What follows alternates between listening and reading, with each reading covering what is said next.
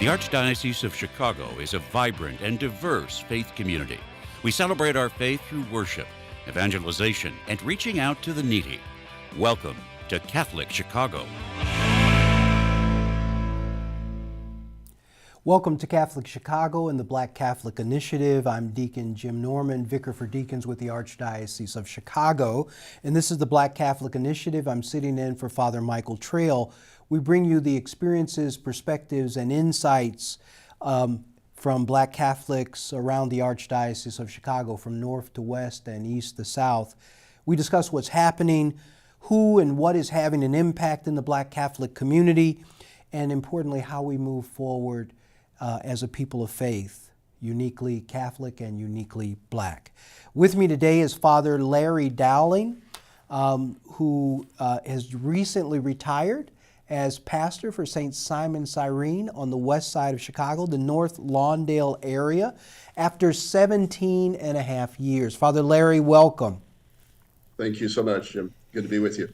I can't believe there would be anyone in our audience who has not heard of you, has not met you, or experienced your work, your community outreach over the last 17 and a half years. But just in case, would you tell us a little bit about yourself, Father Larry? Sure, glad to. So I actually grew up downstate Illinois in a small town called Paris, Illinois, and moved to Chicago out of college. Worked in business for 10 years as actuary and pension consultant. Did a lot of work in the community as well. Was a doing crisis counseling as well through a hotline. And then at 33, went into seminary. Was ordained in the when I was 38 in 1991. My first assignment was St. James in Arlington Heights, where did a lot of work in terms of the parish. Obviously, it's a huge parish and vibrant community, and doing a lot of work connecting with different groups on trying to address homelessness in the area and various other aspects. It's the first place I really got involved in community organizing as well. And then I was asked to go to St. Dennis parish on the southwest side, which was undergoing a lot of white flight, and Black and brown families were moving to the community, and so really kind of working in the midst of all that, doing that kind of work. And then I was asked by Cardinal George at the time to consider going to St. Agatha, and I said yes to that, to dive into the 17 and a half years of ministry there. So over that time, I've been involved in obviously a lot of parish work, a lot of diverse work, ecumenical work as well, and just working a lot with disenfranchised communities, underserved communities, along the way. The journey has been full in terms of parish involvement, but I've always had this philosophy, as I think in general, that I tithe generally, so I tithe my money, but I also tithe my time, outside the parish, to benefit different organizations, to again. Share some of the gifts that I have with those outside organizations. At the same time, benefit, and be able to bring back some experiences to the parish communities as well. So, over the years, I've been involved in a lot of faith and labor work. I was chair of the board for Rise Chicago for a number of years. That works with faith and labor and workers' rights. Done a lot of work on anti-racism, part of the Archdiocesan anti-racism implementation team when it was around. Do a lot of work, anti-violence work, a lot of activity with different community organizations like Community Renewal Society and the Center for Spirituality and Public Leadership around social change in communities, particularly around criminal justice reform and police reform, and then just engaging the community in general. In terms of not just, not simply outreach. I mean, the outreach piece is really important, but it's really engaging in how do we help people help themselves, if you will. Mm. And so, just trying to institute programs where, families can, be strengthened, within themselves, and where individuals, can, pursue, with few obstacles, their potential, their purpose in life. So especially over the last few years, there's just been a lot of concentration on, especially in St. Agatha, St. Simon of Cyrene, on how do we strengthen whole families, and how do we support them. And so we've had programs of journalism program for youth at St. Agatha called the News School, and then we've also supported a number of different organizations housing at St. Agatha with a music program that teaches music, stringed and wind instruments to youth, and forms an orchestra, and again, very parent involved. And we've done a lot of work, with the Parenting for Nonviolence groups started by Teresa Gill and Rosemary White to be able to, again, help parents, build communication skills within the home, working with the parents, but then bringing the youth in to work, together with them to build communication, conflict resolution skills in the home. So there's been a plethora of things that I've had the privilege of being a part of. Also a lot in the Hispanic community in terms of immigration ministry, and been moderator for the Priests for Justice for Immigrants since its inception, and most recently involved in parishes' efforts to adopt families, those seeking asylum coming into the United States. And so it's been a full ministry that's a short list of the things that I've had the privilege of being a part of. And one other thing I will mention that's really important is that in two places I have succeeded pastors who had been involved in abusing youth, and over the years I really have in a lot of ways connected with some incredible people, victims, victim survivors who really have wanted the church to shine in our response to that, and it continues to be a privilege to work with them through the Archdiocesan Healing Garden program, and in a lot of ways has helped me in terms of counseling many victims of child sexual abuse by various trusted adults over the years, to be able to support them as well. So it's been a full 33 years as a priest so far, and and that will continue in a different way now. I know over the last year, as you prepared for retirement, or in your time as a pastor for St. Simon Cyrene, in the last weeks, months, and leading up to that final Mass, what were some of your highlights? You've shared a lot with us. You've been involved in an awful lot, but maybe personally for you, what were highlights as you think about those 33 years and the 17 and a half at St. Agatha, now St. Simon Cyrene? Jim, I think in a lot of ways, it's the connections with people. People unfortunately say at times, "Well, Father, I didn't bother you because I know you're so busy. You have all these committees and things like this." And I always say to them, that's not the priority. The priority is, the one-on-one, is, the being there for your family and all that kind of stuff. So I will drop all those things, to be there. So, in reality, it's been those intimate moments of being with families, in difficult times, in celebrating with them. I think over the years too, it's just been building relationships with individuals. My community organizing background, helped me early on even when I went to St. Denis, because I spent a lot of time the first 3, 4, 5 months just connecting individually with people, going to their homes, sitting with them, in ways rebuilding trust with them, after the betrayal of the former pastor. But those connective pieces of relationship building for me have been really, really key. And especially when, I went to St. Agatha, I spent a lot of time just, again, one-on-one, meeting with, different families individually, either at the parish or going to their homes, and just to kind of build that base of relationship, to get to know them. I mean, I had been a pastor. I remember when I first came to Agatha, it's like, okay, I've been a pastor, I've got some experienced pastor, but I don't know how to pastor you, and so you need to teach me. And so, which is why I spent that time with them to, just to get to know them and and life circumstances and hear their stories, and them to hear about me and what I feel God has called me to do, and all those sorts of things. So, the highlights in a lot of ways have been those relational meetings, and really continue to be,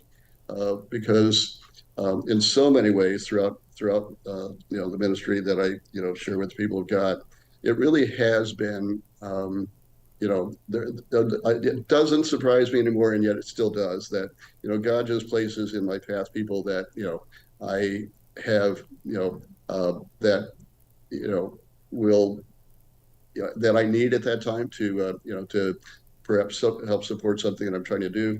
I've also met a lot of people online where someone comes to me and says, Father, I've got this issue or that, ever, just people I can refer them to help them.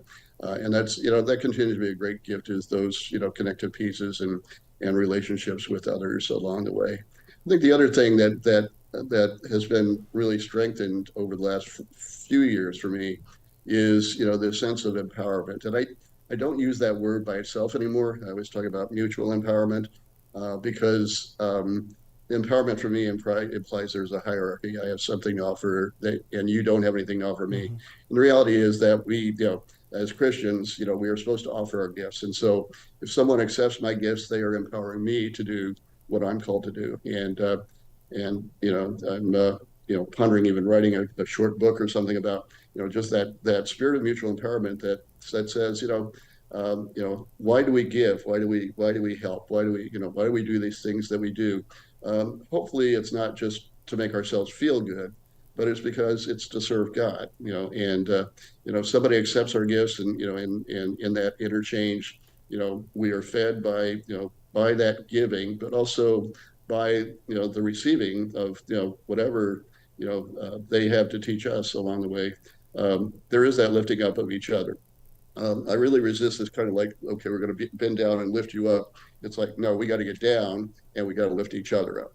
And so for me, that's been the strong thing that I've just over and over emphasized with people is this sense of mutuality in ministry. And when we do that, I believe that God smiles. God is pleased that that is happening. So that even in philanthropy, it's like, okay, how do we, in what spirit do we give? Is this to get our name on a building, or whatever, or is this really because this is what my faith calls me to do? This is what the love of God compels me to do. And so by someone accepting that gift, and they are actually empowering me and helping me to please God because of what I'm able to do for them. Okay, great. Thank you, Father Larry. We'll take a break here. And when we come back, want to check in with you about what you've learned and what you could share about the Black Catholic community, as well as what's next for you in your ministry. Okay, great. We'll be back after the break.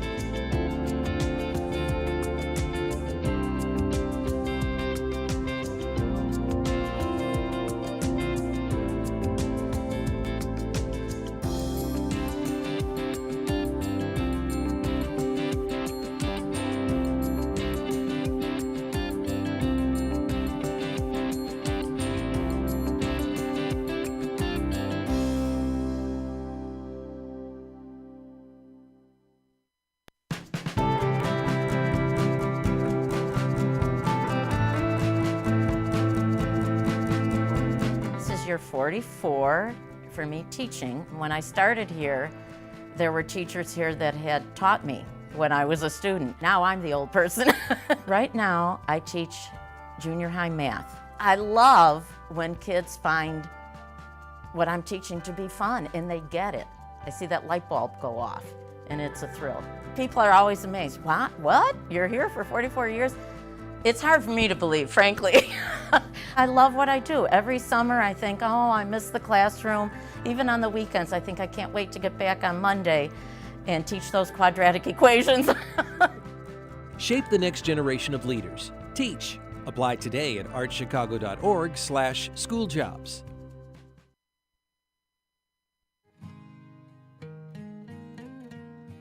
I am a seminarian. The church needs compassionate and well-trained priests to help guide each of us through life. What inspires me, what draws me always to the priesthood is continue to see priests be a beacon of hope for other people. You can play a part in the education of these young men as they prepare for a life of service to others. I want to be that beacon of hope too, and it sets my heart on fire. To support our seminarians, make your gift at archchicago.org/seminarian fund or call 312-534-7959. Catholic Charities offers a wide variety of volunteer opportunities to those who want to share their time and help us serve people in need. Whether it's stocking the shelves of our food pantries, helping refugees learn the English language, tutoring school-aged children, becoming a mentor to young adults, sorting clothes in our clothing rooms, serving hot meals to those who are facing homelessness, or delivering meals and making cards to lift the spirits of our homebound seniors, we are deeply grateful to all those who want to join in our mission of mercy. Volunteer opportunities are updated weekly for people of all ages at ccofchicagovolunteer.com or just call us at 312-655-7053. That's 312-655-7053. Thank you for helping us follow Jesus' call to serve our neighbors in need.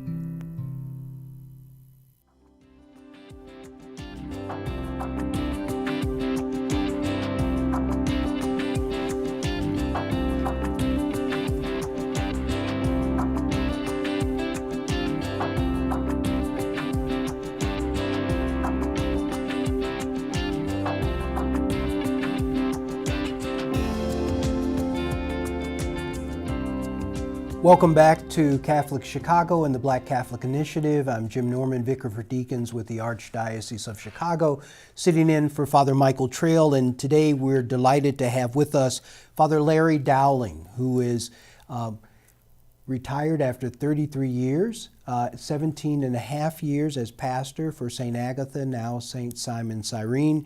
We were covering his extensive background and experiences, and now we'd like to gather some of your insights and wisdom from your time as a priest. What would you say, and maybe what did you say to your successor, Father Tadeo, who replaced you as pastor at St. Simon Cyrene? He was actually the associate pastor there.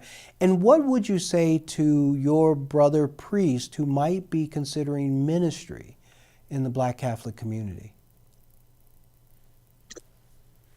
For me, Jim, the whole sense of, in the 17 and a half years that I was, spent at Agatha, I was deeply enriched by, Black Catholic spirituality. And, any advice I would give is that, that it will be incredibly, self gratifying to engage in the Black community because there's so much to be learned, especially I think for everyone in the midst of, just all the craziness and division in our society. For me, Black Catholic spirituality is, has fortified me, has strengthened me, has helped me. And again, I think entering into, this type of ministry, this special ministry, if you will, special not in that it's, that it's, it's an aberration, but special in that it is exceptional in its nature, of faith and commitment and all that from the people that, I've been able to, to serve with, and to be served by. For Father Tadeo, he's a great man already, wonderful experience in the Black community. The thing that I just encourage him is, continue to be yourself, continue to, share your passion. He does have a passion for, for people, for obviously love of God.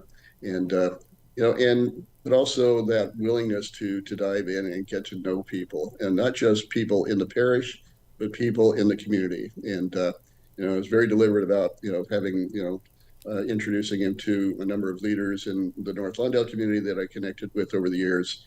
And again, it's just making those connections, with the people in the parish, but also, the importance of the Catholic Church, especially in the Black community, as oftentimes anchors in those communities. So, again, the hope is that we will will continue to to nurture that. That the greater church will learn from Black Catholic spirituality, in a significant way, and that and I guess my deeper longing is that all the Black Catholic churches in Chicago really come together, in terms of efforts to evangelize, to pass on the faith, to be able to to share the gift of this love of Jesus Christ that we have, and the incredibly unique and wonderful ways that we celebrate that in the Black community. All of those things are gift. It is in a ways a difficult ministry, just because of life circumstances and trauma that people have been through. But it's also a great opportunity to immerse in this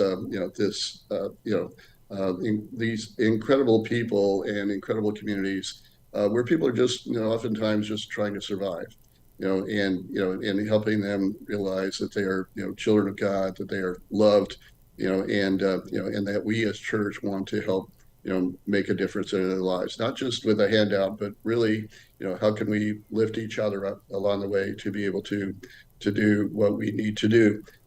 It really is that whole sense of mutual empowerment, accompaniment, walking with each other, and and strengthening each other along the way. And so that's been, for me, the wisdom for me to pass on is really, get to know people, dive into their lives. It's the heart of Francis, Pope Francis, and St. Francis ministry is mercy. It's like to enter into people's lives and let them enter into your life, and and feel that mutual enrichment, and meet them where they're at, and walk with them along the way, and just let them know that they are loved, and are welcomed, and that our deepest longing is to bring out in the best ways possible all this life-giving energy that's within each and every one of us. As this chapter of your ministry comes to a close, what's next? I know you're not done. What is next? Yeah, no, definitely not done. There's a lot more that God has in store for me. I'm doing a sabbatical right now, so 6 months sabbatical. But during the sabbatical, doing first of all, just getting some rest and relaxation, but also doing a lot of reading and writing and research. So the engagement will be to the re-engagement in January will be to work specifically with organization that is working with returning citizens, those coming home from prison, to help them not only with jobs and housing, but with that necessary accompaniment to be able to help them continue to stay on the journey. And that's been we've already been doing a lot of that at St. Agatha with some of the outreach that we do. But this is in a more deliberate way with an organization called Candor that I will be working with. Go Blue America. It's Get Jobs America. It's is the main connection. But I will be a resource for them to to help in some of the working with employers, diversity and equity training sorts of things, but also hopefully connecting more deeply in the diocese, with the diocese getting involved more and more, hopefully with reentry for these individuals. Again, it's an incredible ministry, and the key is, how do we meet people where they're at, how do we engage them as soon as they're getting out of prison or whatever, and help them to get back on their feet, and re-engage in very positive ways in the community, and actually contribute to the community. overall, it's a violence reduction, thing, in a lot of ways. And that for me, that's really important. The other thing I'm going to concentrate a lot on is, doing some writing about racial healing, and particularly focused on people who look like me, and what I've learned from the Black community, the gifts that I've learned from the Black community about my own journey through dealing with my own prejudices along the way, and how faith has helped me, and relationships, in faith have helped me to, overcome, all those things, or unlearn a lot of things along the way. And that's been, and so I'm looking forward to, doing a lot of writing, and reflecting, and hopefully doing some catechetical work to, again, educational, formational work, on racial healing. It sounds like a really busy agenda, Father. We want to thank you for your ministry, the 33 years. Thank you for the 17 and a half years in the North Lawndale community, not only the parish, but the outreach in North Lawndale, which has been so significant and helped so many. We'll pray in the days and weeks and months ahead for your success, your strength, your continued productivity, and your continued impact in places of need within the Black Catholic community and within the Archdiocese of Chicago. Thank you so much for all your contributions. We will certainly hear more from you. Thank you so much, Jim. Thank you for all you do as well. All right. Have a great. God bless. You too. Bye.